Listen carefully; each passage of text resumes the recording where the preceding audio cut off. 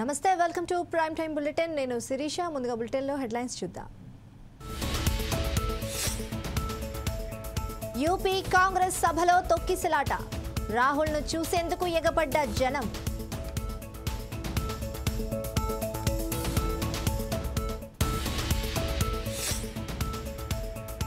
ఏపీలో సిట్ బృందం దర్యాప్తు వేగవంతం రేపు ఈసీకి నివేదిక ఇచ్చే ఛాన్స్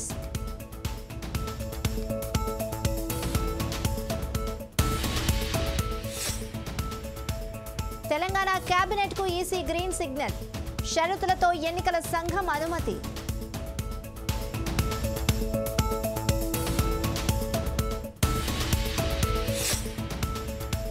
రేపే 5వ దశ ఎన్నికల పోలింగ్ పటిష్టంగా ఏర్పాట్లు చేసిన ఈసీ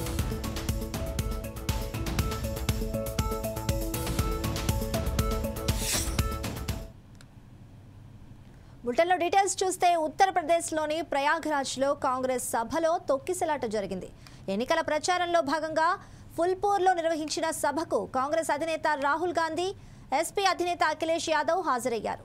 ఈ నేతలిద్దరూ వేదికపైకి చేరుకున్న తరువాత సభకు వచ్చిన జనం వేదికకు దగ్గరగా వచ్చే ప్రయత్నం చేయగా తొక్కిసలాట జరిగింది. దీంతో నేతలిద్దరూ మాట్లాడకుండానే అక్కడి నుంచి వెళ్లిపోయారు. ఎస్పీ చీఫ్ అఖిలేష్ యాదవ్ రాగానే సభలో జనం బారికేడ్లను బద్దలు కొట్టి వేదికకు దగ్గరగా వెళ్లే ప్రయత్నం చేయడంతో జరిగిన తొక్కిసలాటలో పలువురు గాయపడ్డారు. निवेदन करूंगा कि हम लोग अपनी बात आपके बीच में रखने आए हैं. मैं जानता हूं, मैं आप सबका दिल से धन्यवाद करता हूं. दिल से धन्यवाद करता हूं. आप इतनी गर्मी में आए, बहुत बहुत धन्यवाद. नमस्कार, जय हिंद.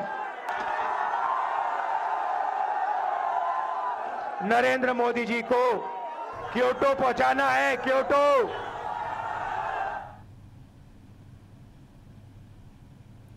ఏపీలో పోలింగ్ తర్వాత అల్లర్లపై సిట్ దర్యాప్తు వేగవంతం చేశారు అధికారులు. ఏపీలో జరిగిన అల్లర్లపై పూర్తి నివేదికను ఈ రోజు రాత్రికి నివేదిక సిద్ధం చేసి రేపు ఎన్నికల సంఘానికి ఇవ్వడానికి సిద్ధమయ్యారు. హింసాత్మక ఘటనలపై ఇప్పటికే 13 మంది అధికారులతో విచారణ చేపట్టారు. ఇక అటు పల్నాడు, రాయలసీమ జిల్లాల్లో సిట్ బృందం పర్యటిస్తోంది. మాచర్ల, కారంపూడి, గురజాల, నర్సరావుపేట, తాడిపత్రి, చంద్రగిరి నియోజకవర్గాల్లో చోటు చేసుకున్న దర్యాప్తును వేగవంతం చేస్తోంది. ఇక దాడికి ఉపయోగించిన కత్తులు, రాడ్లు, మారణాయుధాలను పరిశీలించారు. ఇక దాడి జరిగిన ప్రాంతాల్లో సైతం సీన్ రీక్రియేట్ చేశారు సిట్ బృందం వాళ్ళు.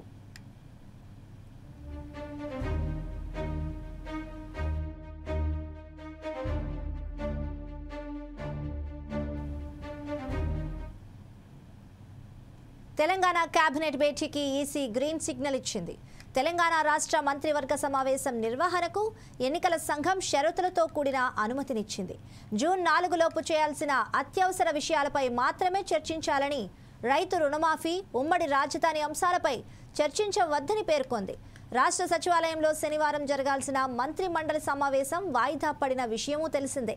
ఇక సీఎం రేవంత్ రెడ్డి, మంత్రులు శనివారం సమావేశంలో పాల్గొనేందుకు సచివాలయానికి వచ్చి మధ్యాహ్నం నుంచి రాత్రి వరకు ఎదురు చూసినా ఈసీ నుంచి అనుమతి రాలేదు. ఇక దీంతో రాత్రి 7 గంటలకు సమావేశం వాయిదా వేసి వెళ్లిపోయారు.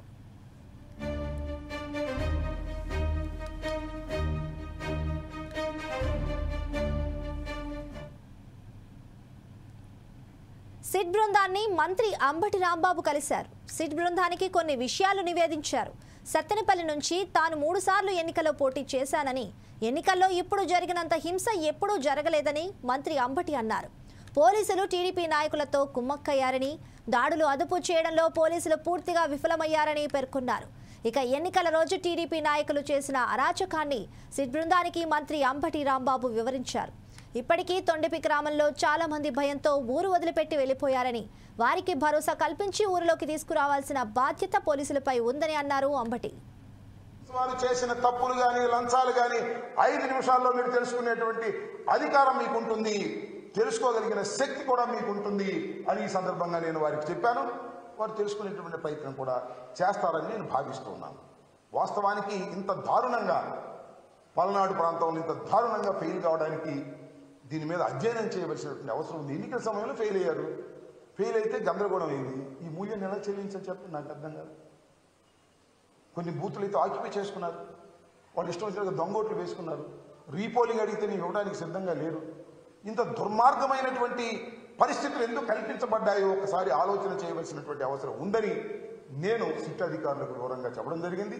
సిట్ అధికారులు కూడా ఆ పద్ధతుల్లో విచారణ జరుపుతారనేటువంటి భావనతో నేను ఉన్నానని కూడా మనవి చేస్తాను. ఏసీ లేదా, నేను ఆ విధంగా భావిస్తున్నాను. ఇంత దుర్మార్గమైనటువంటి ఆలోచన మరి ఎక్కడి నుంచి వచ్చింది, ఎలా వచ్చింది ఆలోచన చేయాలి. ఇప్పటికీ పోలీసుల్ని ఐపీఎస్ ఆఫీసర్ని సస్పెండ్ చేశారు. సస్పెండ్ చేస్తే ఏమైంది చెప్పండి? పోయిన కాలం తిరిగి వస్తుందా? తలలు పగిలిన తలలు అతుక్కుంటాయా? చాలా దారుణమైనటువంటి పరిస్థితి ఏర్పడింది. దీన్ని గమనించాలని కూడా నేను మనవి చేస్తున్నాను. అంతేకాదు, నా నియోజకవర్గంలో ఇవాళ కూడా తొండపి అనే గ్రామం అనాథగా అల్లాడుతూ ఉందని మనం చేస్తున్నాం. టోటల్ ముస్లిం మైనారిటీస్ అందరూ కూడా ఊరు వదిలి వెళ్ళిపోయి అక్కడో ఇక్కడో తలదాచుకునేటటువంటి పరిస్థితి ఏర్పడింది. ఇంత దారుణం అండి. ఒక కల్చరల్ సొసైటీలో, ఒక రక్షణ కలిగినటువంటి సొసైటీలో, ఒక ప్రజాస్వామ్యంలో ఊర్లో ఉన్న ముస్లిం మైనారిటీస్ అందరూ కూడా ఎక్కడెక్కడికో పిడుగురాళ్ళ దూర ప్రాంతాలకు వెళ్ళి తలదాచుకోవాల్సినటువంటి పరిస్థితి ఏర్పడిందంటే ఏమిటి ఇంకా మానవ సమాజం ఉందా లేదా ఆలోచన చేయమని మనం చేస్తున్నాం. ఇందాక ఆ సిట్ అధికారిని కలిసినప్పుడు కూడా చెప్పారు, తొండపిలో శాంతి భద్రతలు లేవు, ఎక్కడెక్కడో తలదాచుకున్నారు, వాళ్ళందరినీ తీసుకురండి, వాళ్ళందరినీ తీసుకొచ్చి ఆ ఇళ్లలో ఉండే విధంగా చేయాలని. ఏం చేశారండి? తొండపిలో ఇళ్ళు తగలేశారు, ముస్లింస్ ఇళ్ళు తగలేశారు. అంతేకాదు ముస్లింలు బైకులు బళ్ళు మొత్తం తగలేశారు. దారుణంగా ప్లాన్గా చేసి పోలింగ్ అయిపోయిన రోజు సాయంత్రం చాలా దారుణంగా వ్యవహరించారు. అలాగే మాదల్లో కూడా జరిగింది. మాదల్లో తట్టుకోగలిగారు, కానీ తొండపిలో మాత్రం తట్టుకోలేక గ్రామాలు వదిలి పారిపోయినటువంటి పరిస్థితి. చాలా చోట్ల నుంచి నాకు ముస్లిమ్స్ ఫోన్ చేస్తున్నారు, ఏమండి తొండపి వాళ్ళు మా దగ్గరికి వచ్చారు, వాళ్ళు రక్షణ కల్పిస్తున్నాం, ఏంటంటే తొండపి ఎప్పుడు వెళ్తారు ఏంటని నేను మనవి చేస్తున్నా. మీ ద్వారా సిట్కి మనవి చేస్తున్నా, మీ ద్వారా పోలీస్ అధికారులకు మనవి చేస్తున్నా. కొత్త ఎస్పీ గారు ఇంకా జాయిన్ అయినట్టుగా లేరు, వాళ్ళందరికీ మనవి చేస్తున్నా. తొండపిలో శాంతి భద్రతలు నెలకొల్పే విధంగా చూడండి. ఎవరైతే ఇళ్లు వదిలి పారిపోయి ఎక్కడో తలదాచుకుంటున్నారో వాళ్ళందరినీ తీసుకొచ్చేటటువంటి ప్రయత్నం చేయండి. ఇలాంటి పరిస్థితి నేను ఈ మధ్యకాలంలో ఎప్పుడు చూడలేదు. ఊళ్ళు వదిలిపెట్టి వెళ్ళిపోయినటువంటి పరిస్థితి, లా అండ్ ఆర్డర్ ఏమైపోయింది ఈ సమాజంలో అనేటువంటి బాధ కలుగుతూ ఉంది. తొండపి మీద దృష్టి పెట్టి అక్కడ ఉన్నటువంటి ఇళ్లను సరిచేసి ఎవరైతే పారిపోయి బతుకుతున్నారో వాళ్ళందరినీ తీసుకొచ్చే కార్యక్రమం చేయవలసినటువంటి బాధ్యత మానవతా దృక్పథంతో కూడా ఉంది, చట్ట ప్రకారం కూడా ఉంది. ఆలోచన చేయమని మనవి చేస్తున్నా. తెలంగాణలో ఇప్పటి వరకు జరిగిన గ్రాడ్యుయేట్ ఎన్నికల్లో తమ పార్టీ విజయం సాధించిందని, ఈ ఎన్నికల్లోనూ గెలుస్తుందని BRS working president Kalvakuntla KTR ధీమా వ్యక్తం చేశారు.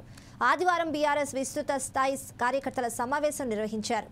గ్రాడ్యుయేట్ ఉప ఎన్నికల ప్రచారంలో భాగంగా ఆలేరులో బీఆర్ఎస్ కేడర్తో చర్చించారు. ఈ సందర్భంగా కేటీఆర్ మీడియాతో మాట్లాడుతూ గ్రాడ్యుయేట్ ఎన్నికల్లో ఓటు వేసే ముందు పార్టీతో పాటు అభ్యర్థి గుణగణాలను కూడా చూడాలని సూచించారు కేటీఆర్. శాసనసభ నియోజకవర్గ పరిధిలోనే దాదాపు 13,000 పైచిలకు గ్రాడ్యుయేట్ ఓటర్లు నమోదు చేసుకున్నారు. నేను మీ అందరితో ప్రార్థన, ఇక్కడ హాల్లోనేమో దాదాపు 1,500-2,000 మంది ఉన్నారు. కానీ మరి మొత్తం శాసనసభ నియోజకవర్గ పరిధిలో 13,000 మంది ఉన్నారు. ముందుగా నేను శేఖర్ రెడ్డి గారిని, వేదిక పైన ఉన్న నాయకులందరితో నా ప్రార్థన, నా విజ్ఞప్తి, సమయం ఎక్కువ లేదు. 27 నాడు పోలింగు, 25 నాడు ప్రచారం చివరి రోజు. దయచేసి మీతో ప్రార్థన ఏంటంటే, తమ్ముడు రాకేష్ రెడ్డి అభ్యర్థి, కానీ 3 జిల్లాల పరిధిలో ఎన్నిక, 34 నియోజకవర్గాల పరిధిలో ఎన్నిక, 4,73,000 మంది ఓటర్లు, 34 నియోజకవర్గాలు. కాబట్టి ఒక్కొక్క ఓటర్ని కలవడం, ఒక్కొక్కరికి విజ్ఞప్తి చేయడం అంటే అది మానవ మాతృలకు సాధ్యమయ్యే పని కాదు. దయచేసి శేఖర్ అన్నతో, వెంకటేశ్వర రెడ్డి గారితో, ప్రభాకర్ అన్నతో, అమరేందర్ గౌడ్ గారితో, అదేవిధంగా మా సోదరులందరితో కూడా, భువనగిరి నియోజకవర్గ నాయకత్వం మొత్తంతో కూడా నా ప్రార్థన, రాబోయే 5-6 రోజుల పాటు ఈ 13,000 మంది ఓటర్లకి మనం బాధ్యత తీసుకొని మండలాల వారీగా ఓటర్ లిస్టు ముందు పెట్టుకొని గ్రామాల వారీగా వాళ్ళను కలిసి విజ్ఞప్తి చేయాల్సిన బాధ్యత మనది, మనందరిది. దయచేసి మీరు ఆ బాధ్యత తీసుకోవాలని చెప్పి నేను భువనగిరి నాయకత్వానికి ముందుగా హృదయపూర్వకంగా వినమ్రంగా విజ్ఞప్తి చేస్తా ఉన్నాను.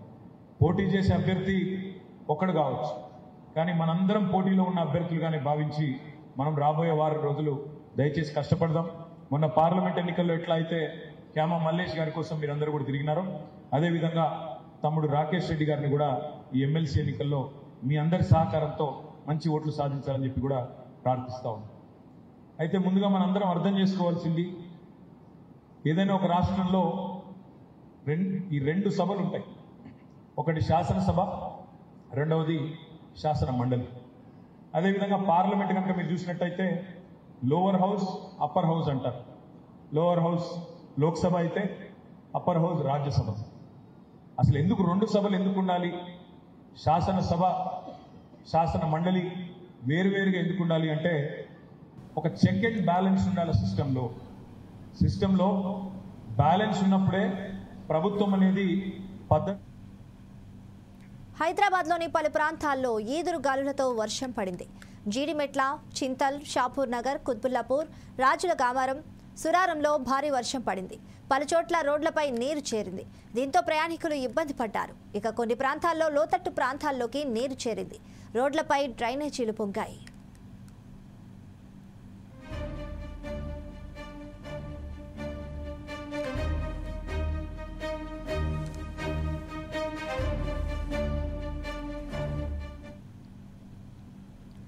లోక్సభ ఎన్నికలు 2024 5వ దశకు సర్వసిద్ధమైంది.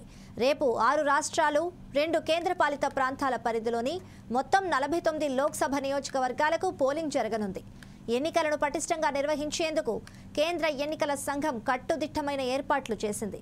ఈ విడత ఉత్తరప్రదేశ్లోని 14 లోక్సభ, మహారాష్ట్రలో 13, బెంగాల్లో 7, బీహార్, ఒడిశాల్లో 5, జార్ఖండ్లో 3 స్థానాలతో పాటు అటు జమ్మూ కాశ్మీర్, లదాఖ్లో ఒక్కో నియోజకవర్గానికి పోలింగ్ జరగనుంది. ఈ విడతలో 695 మంది అభ్యర్థులు బరిలో ఉన్నారు.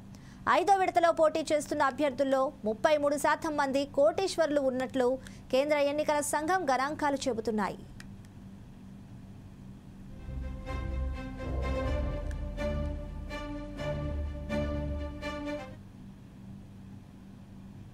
అనంతపురం జిల్లా కొత్త ఎస్పీగా గౌతమి శాలిని బాధ్యతలు స్వీకరించారు.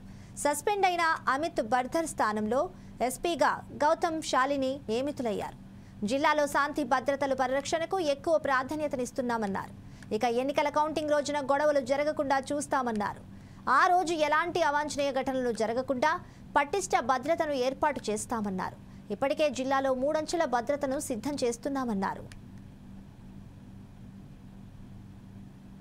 నేను ఎస్పీ అనంతపూర్గా ఛార్జ్ తీసుకోవడం జరిగింది.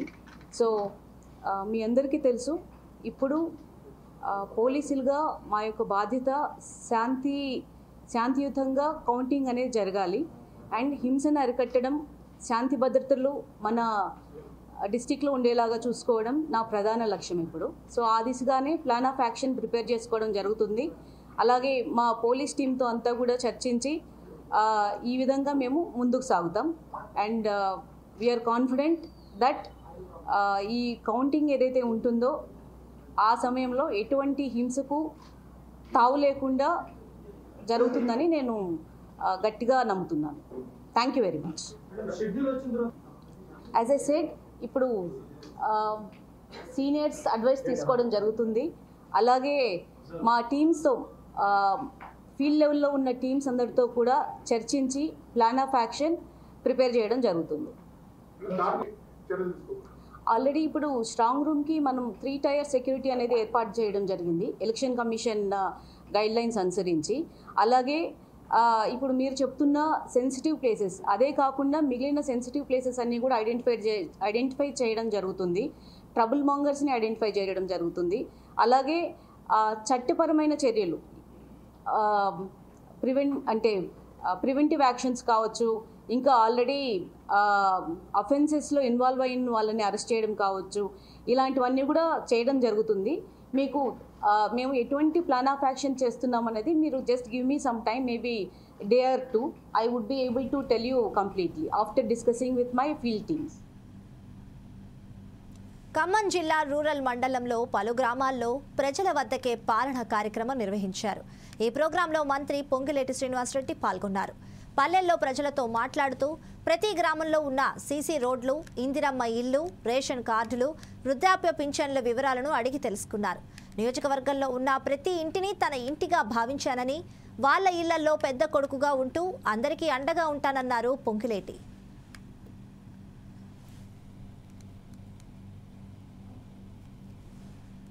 మళ్ళీ నాకు ఒక సంవత్సరంలో రోడ్లన్నీ కంప్లీట్ చేపిస్తా, కమ్యూనిటీ హాల్ ఈ నెలలోనే కట్టిస్తా.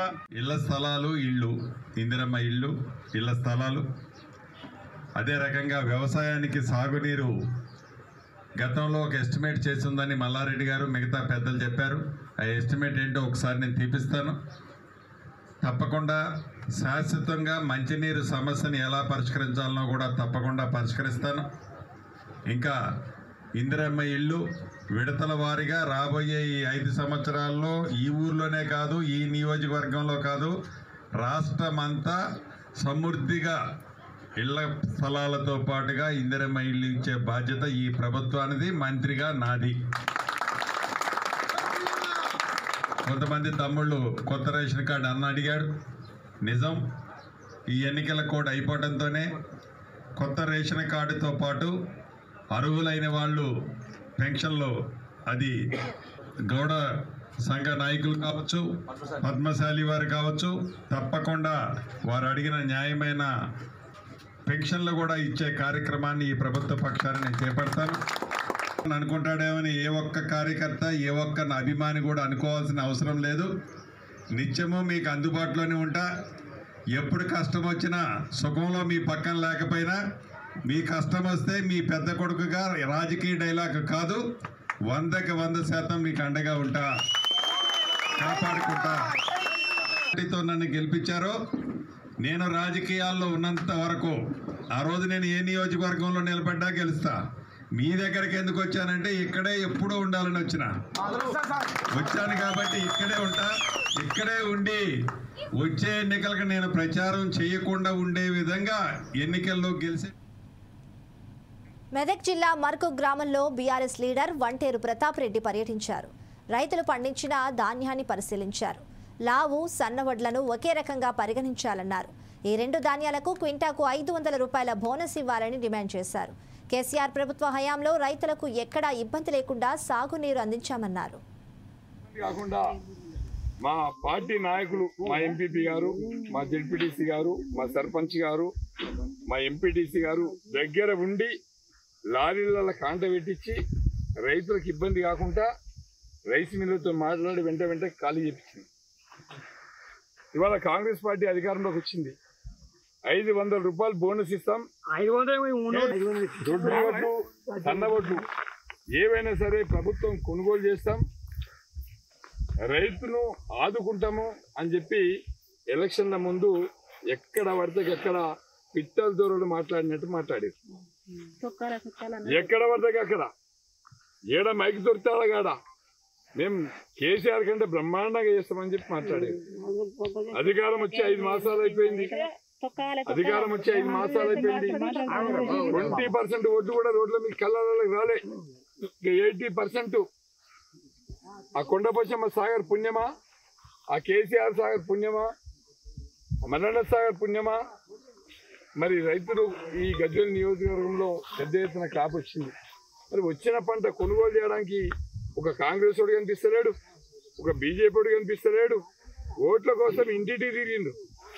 ఓట్లు అయిపోయినాయి, పోయి ఎక్కడి నుంచి దింకపోయారు. ఓట్లు ఉన్నా లేకున్నా రైతుల కోసం కష్టపడి పనిచేసేది బీఆర్ఎస్ పార్టీ నాయకులు, ప్రజల కోసం కష్టపడేది టీఆర్ఎస్ పార్టీ నాయకులు. మరి ఇవాళ మేము కాంగ్రెస్ పార్టీని డిమాండ్ చేస్తున్నాం, ముఖ్యమంత్రి గారిని డిమాండ్ చేస్తున్నాం. సన్న ఓట్లు, దొడ్డు ఓట్లు వెంటనే కొనండి. వెంటనే ఇక్కడ మరొక గ్రామంలో కనీసం ఒక 50 లారీలు రెడీగా ఉన్నాయి. క్రాప్ కట్ చేసి వడ్లు రెడీగా అందుబాటులో ఉన్నాయి. దయచేసి వెంటనే కొనాలి.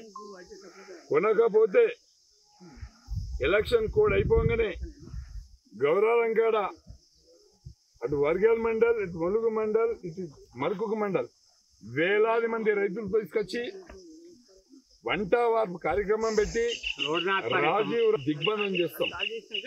కలెక్టర్ గారు, ఆర్డీఓ గారు, మరి కాంగ్రెస్ పార్టీ నాయకులు వెంటనే స్పందించండి. మా రైతులు పండించిన పంట 500 బోనస్ ఇచ్చి తడిసిన ఎండిన మొత్తం ధాన్యాన్ని కొనుగోలు చేయాలని చెప్పి మా డిమాండ్ చేస్తున్నాం. దాన్ని ఎట్టి పరిస్థితుల్లో కూడా మీరు ఇర్రెగ్యులర్గా నెగ్లెక్ట్గా చేసినట్టయితే మేము వెంటనే స్పందిస్తాం. రాజీవ్ రహదారిని దిగ్బంధం చేసి మీ మెడలు వంచి రైతుల కోసం మా ప్రాణాలు అడ్డుపెట్టి వాళ్ళ వెంటనే ఉంటాం. వాళ్ళకి న్యాయం జరిగే వరకు మా నాయకులంతా పోరాటం చేస్తారని చెప్పి ఈ సందర్భంగా తెలియజేస్తూ కామారెడ్డి జిల్లా కేంద్రంలోని రాజానగర్ కాలనీలో చోరీ జరిగింది. తాళం వేసిన ఇంట్లో దొంగతనం చేశారు దుండగులు. 9 తులాల బంగారు ఆభరణాలు, 2000 రూపాయల నగదు, 15 తులాల వెంటిని దుండగులు దోచుకెళ్లారు. బాధితుడు కామారెడ్డి పట్టణ పిఎస్లో ఫిర్యాదు చేశాడు. ఇక కేసు నమోదు చేసుకుని పోలీసులు దర్యాప్తు చేస్తున్నారు.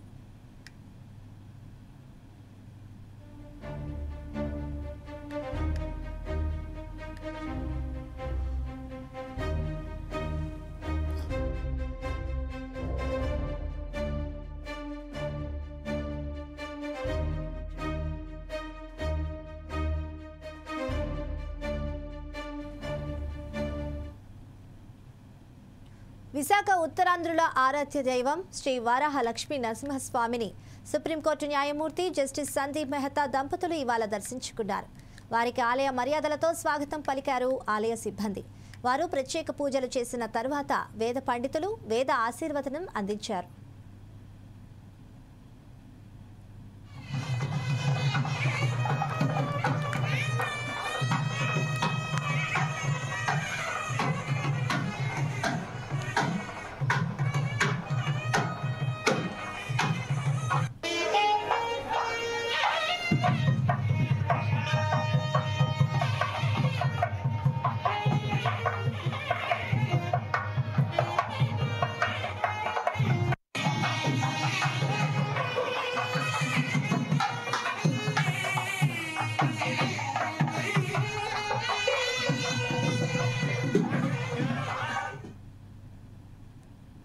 తెలంగాణలో రాగల 3 రోజుల పాటు తేలికపాటి నుంచి మోస్తారు వర్షాలు కురిసే అవకాశం ఉందని హైదరాబాద్ వాతావరణ కేంద్రం తెలిపింది.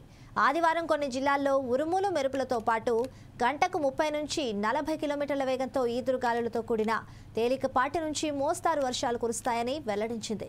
ఇక నైరుతి రుతుపవనాలు ఈరోజు మాల్దీవులలో కొంతవరకు, అటు కోమరిన్ ప్రాంతంలో కొంతమేర, దక్షిణ బంగాళాఖాతం, నికోబార్ దీవులు, దక్షిణ అండమాన్ సముద్రంలోని కొన్ని ప్రాంతాల వరకు విస్తరించి ఉన్నాయని వాతావరణ కేంద్రం సంచాలకులు వివరించారు. ఇక దక్షిణ ఛత్తీస్గఢ్ నుంచి తెలంగాణ, రాయలసీమ మీదుగా దక్షిణ అంతర్గత కర్ణాటక వరకు సగటు సముద్ర మట్టానికి 3.1 కిలోమీటర్ ఎత్తులో కొనసాగిన ఆవర్తనం ఈరోజు బలహీనపడిందని పేర్కొన్నారు.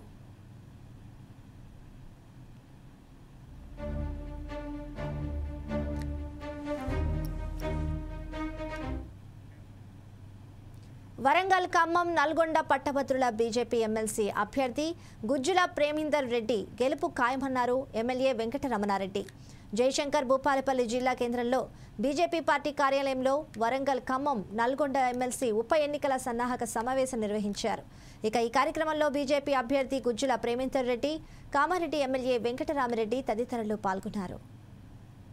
నేను పట్టభద్రులందరినీ కోరేది ఏంటంటే, చదువుకున్న మీకు చెప్పాల్సిన అవసరం లేదు. చదువుకున్న మీకు ఏం జరుగుతున్నది, దేశం ఏంటి, రాష్ట్రం ఏంటి, పట్టభద్రుల ఎన్నికలో గెలిచినటువంటి వ్యక్తి నిరుద్యోగుల మీద, ఉద్యోగస్తుల పైన, ప్రైవేట్ ఉద్యోగుల పైన, ప్రభుత్వ ఉద్యోగుల పైన, అట్లాగే నిరుద్యోగంతో పట్టభద్రులై నిరుద్యోగంతో ఉన్న వ్యక్తులకు ఎలాంటి సాయం చేయాలి, వాళ్ళ పక్షాన శాసన మండలిలో ఎలా మాట్లాడాలి, ఏం చేస్తే వారి సమస్యలు తీరుతాయనేది ఆలోచించాల్సింది భారతీయ జనతా పార్టీ మోడీ గారి ఆధ్వర్యంలో పనిచేస్తున్నటువంటి గుజ్జుల ప్రేమేందర్ రెడ్డి గారికి తెలిసినంతగా ఇంకే అభ్యర్థికి తెలియదు. కాబట్టి పట్టభద్రులు అందరూ కూడా ఆలోచించి నిర్ణయం తీసుకుంటారు. ఖచ్చితంగా అది మోదీ గారికి మద్దతు తెలిపే ఆలోచన విధానంలో ఉంటారనేది నా కోరిక. కాబట్టి పట్టభద్రులు అందరూ ఉన్నారు, చదువుకున్న వారు, మీరు మిగతా వారికి ఈ ప్రజాస్వామ్యము, ఈ భారతదేశంలో ఉన్నటువంటి సమస్యలు, ఈ రాష్ట్ర పరిస్థితి తెలిసినటువంటి వ్యక్తులుగా 10 మందికి ఈ సమాజం గురించి చెప్పాల్సినటువంటి పట్టభద్రులందరూ కూడా, చదువుకున్న వ్యక్తులందరూ కూడా ఇవాళ ఈ ఓటు గురించి ఒక రాజకీయ నాయకులుగా మేము చెప్పాల్సిన అవసరం లేకుండా మీరు ఆలోచించే ఓటేస్తారని నమ్మకం ఉన్నా మేము అడగాల్సిన అవసరం ఉంది. కాబట్టి ఖచ్చితంగా మీరు మోదీ గారిని చూసి గుజ్జుల ప్రేమేందర్ రెడ్డి గారిని ఆశీర్వదించి అత్యధిక మెజారిటీతో గెలిపిస్తారని అనుకుంటున్నాను. ఇకపోతే పార్టీల పరంగా చూస్తే గతంలో బీఆర్ఎస్ పార్టీ ఏం చేసింది, ఏం నడిచిందో అందరికీ తెలుసు. అది మళ్ళీ చెప్పాల్సిన అవసరం లేదు. మన వరంగల్, ఖమ్మం, నల్గొండ ఈ పట్టభద్రుల నియోజకవర్గం నుంచి మేధావులందరూ, విద్యావంతులు, పట్టభద్రులు మేము సైతం నరేంద్ర మోడీ గారు వెంట ఉన్నామని తెలియజేయడానికి ఇది ఒక మంచి అవకాశం వచ్చింది. ఎందుకంటే ఈ దేశాన్ని అన్ని విధాలా ముందుకు తీసుకెళ్తున్న ప్రధానమంత్రి నరేంద్ర మోడీ గారు మరోసారి ప్రధానమంత్రి అవుతారని చెప్పి అన్ని రకాల సర్వేలు, ప్రజలు పూర్తి విశ్వాసంతో ఉన్నారు. కాబట్టి పట్టభద్రులు నేను విజ్ఞప్తి చేస్తున్నాను, ఒక అవకాశం భారతీయ జనతా పార్టీకి ఇవ్వండి, నాకు ఇవ్వండి. ఎందుకనంటే మిగతా యొక్క పార్టీలకు, ముఖ్యంగా కాంగ్రెస్ పార్టీకి ఈ సీట్ గెలిచినా ఓడిపోయినా అక్కడ ఏం పెద్ద తేడా వచ్చే అవకాశం ఏం లేదు. అది గుంపులో గోవిందా. గతంలో అధికార పార్టీ 4 సార్లు గెలిచింది, అప్పుడున్న పార్టీ. దాని సభ్యుడు ఎక్కడ ఏనాడు దీని గురించి మాట్లాడలేదు, ఏమీ చేయలేదు. నిరుద్యోగుల గురించి మాట్లాడలేదు, ఉద్యోగుల గురించి మాట్లాడలేదు, మరి విద్యావంతుల సమస్యల గురించి మాట్లాడలేదు. కాబట్టి ఇది విద్యావంతులు, నిరుద్యోగులు, ఉద్యోగుల యొక్క పక్షాన మీ గొంతు వినిపించడానికి నాకు అవకాశం ఇవ్వమని చెప్పి నేను సవినయంగా మనవి చేస్తున్నాను. అదేవిధంగా కాంగ్రెస్ పార్టీ చెప్పిన మాటలు నెరవేర్చడంలో వైఫల్యం చెందింది. గ్యారెంటీలు అన్నారు కానీ అవి గ్యారెంటీ మాటలు అనేది తేలిపోయింది. వడ్లకు 500 బోనస్ ఇస్తామన్నారు. కాదు ఓన్లీ సన్న వడ్లకని మనం చెప్తాను. దొడ్డు వడ్లు పండించిన 90% ఉంటారు, కానీ సన్న వడ్లకు అంటానంటే అది ఇట్లనే ప్రతి దాంట్లో ఒక మాట మార్చే కార్యక్రమం. రైతు భరోసా అన్నారు, ఇంతవరకు ఇవ్వలేదు. ఈసారికి రైతు బందే అన్నారు. విశాఖ టీడీపీ జిల్లా కార్యాలయంలో దక్షిణ నియోజకవర్గం కూటమి పార్టీల ఆత్మీయ సమావేశమయ్యారు. ఇక విశాఖ దక్షిణ నియోజకవర్గం కూటమి ఎమ్మెల్యే అభ్యర్థి వంశీకృష్ణ శ్రీనివాస్ ఆధ్వర్యంలో ఆత్మీయ సమావేశం నిర్వహించారు. కూటమిని అధికారంలోకి తీసుకురావడానికి శక్తి వంచన లేకుండా కష్టపడిన ప్రతి ఒక్కరికి ధన్యవాదాలు తెలిపారు వంశీకృష్ణ. రాష్ట్రంలో చంద్రబాబు నాయుడు అధ్యక్షతన ప్రధాని నరేంద్ర మోదీ, పవన్ కళ్యాణ్ సహకారంతో కూటమి ప్రభుత్వం ఏర్పడుతుందన్నారు.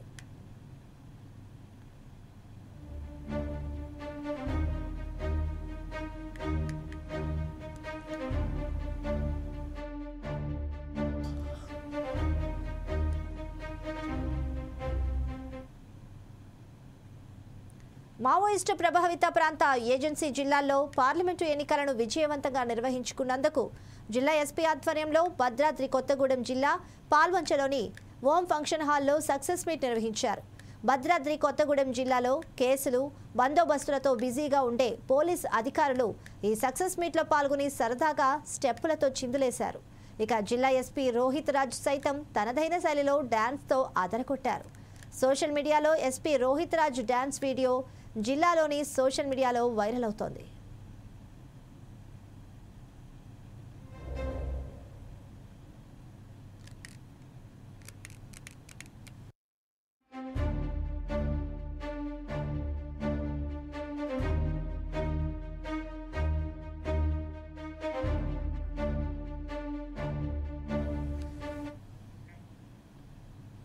That's all for now.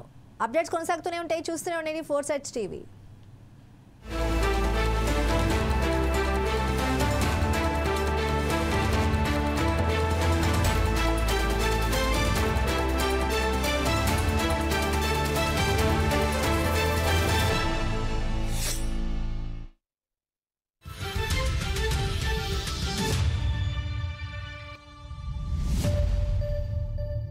India's first